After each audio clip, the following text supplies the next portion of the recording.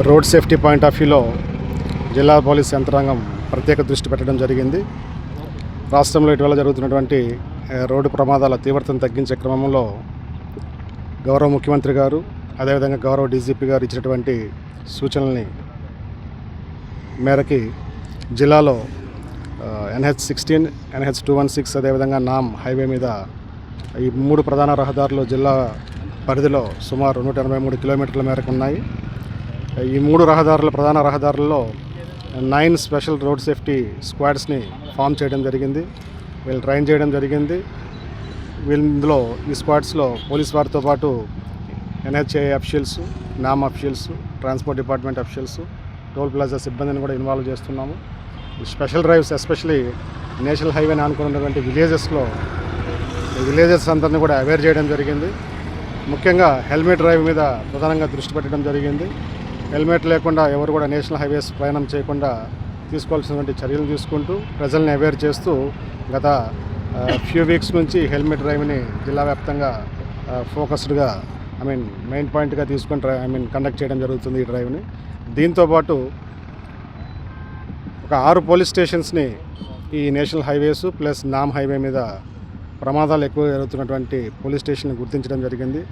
ఈ 6 police stations పరిధిలో ప్రమాదాల తీవ్రతని తగ్గించడానికి ఈ 6 పోలీస్ స్టేషన్స్తో పాటు జిల్లా వ్యాప్తంగా ఇతర పోలీస్ స్టేషన్స్ పరిధిలో కూడా ఈ బ్లాక్ స్పాట్స్ ఐడెంటిఫికేషను అదేవిధంగా అదర్ వల్నరబుల్ రోడ్ స్ట్రెచెస్ ఏవైతే ఉన్నాయో వీటన్నిటిని కూడా ఐడెంటిఫై చేసి లైన్ డిపార్ట్మెంట్స్ అందరినీ కూడా ఇన్వాల్వ్ చేసి ఇంజనీరింగ్ కరెక్షనల్ మెజర్స్ ఏవి తీసుకోవాలి దాన్ని టైం టు టైం మానిటర్ చేస్తూ అక్కడ వర్క్ ప్రోగ్రెస్ జరిగేటట్టు, సిమిలర్లీ అక్కడ కావాల్సినటువంటి మినిమం కరెక్షనల్ మెజర్స్ ఏవైతే ఉన్నాయో స్పీడ్ బ్రేకర్స్ కావచ్చు, జిబ్రా లైన్స్ కావచ్చు, అదేవిధంగా స్పీడ్ కంట్రోల్ మెకానిజమ్స్ కావచ్చు, ఎలిమినేషన్ పాయింట్ ఆఫ్ వ్యూలో మినిమం కరెక్షనల్ మెజర్స్ ఇమీడియట్గా ఇంప్లిమెంట్ అయ్యే విధంగా చర్యలు తీసుకోవడం, అట్ ది సేమ్ టైం పబ్లిక్ని అవేర్ అండ్ ఎడ్యుకేషన్ చేస్తూ ఎన్ఫోర్స్మెంట్ పాయింట్ ఆఫ్ వ్యూలో కూడా ఈ వైలేషన్స్ పట్ల కూడా ప్రజలు ఏవైతే ముఖ్యంగా ఈ నాన్ వేరింగ్ ఆఫ్ హెల్మెట్ కావచ్చు, అదే ఓవర్ స్పీడింగ్ కావచ్చు, అదేవిధంగా డ్రంక్ అండ్ డ్రైవ్ కావచ్చు, ఈ 3 వల్ల ఎక్కువ ప్రమాదాలు జరుగుతున్నట్టు మనకు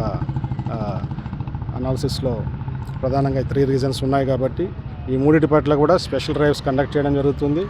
గత ఫ్యూ మంత్స్ నుంచి కూడా ఈ 3 అంశాల పట్ల ఎన్ఫోర్స్మెంట్ డ్రైవ్స్ రిగరస్గా చేస్తున్నాం. అదేవిధంగా కర్నూలులో జరిగినటువంటి రోడ్ యాక్సిడెంట్ ఇన్సిడెంట్ తర్వాత కూడా మన జిల్లాలో ఆపరేట్ అవుతున్నటువంటి ప్రైవేట్ ట్రావెల్స్ కావచ్చు, అదేవిధంగా నేషనల్ హైవేస్ మీద ప్రయాణం చేస్తున్నటువంటి హెవీ వెహికల్స్ వీటన్నిటిని కూడా ప్రత్యేకంగా చెక్ చేయడం జరుగుతుంది. ఆ వైలేషన్స్ ఏమన్నా ఉంటే చర్యలు తీసుకోవడం జరుగుతుంది. కొద్ది సందర్భాల్లో ఈ డ్రంక్ అండ్ డ్రైవ్ కండిషన్లో బస్సెస్ని డ్రైవ్ చేస్తున్నటువంటి డ్రైవర్స్ మీద కన్సర్న్ ట్రావెల్ ఆపరేటర్స్ మీద కూడా మనం కేసు రిజిస్టర్ చేయడం జరిగింది.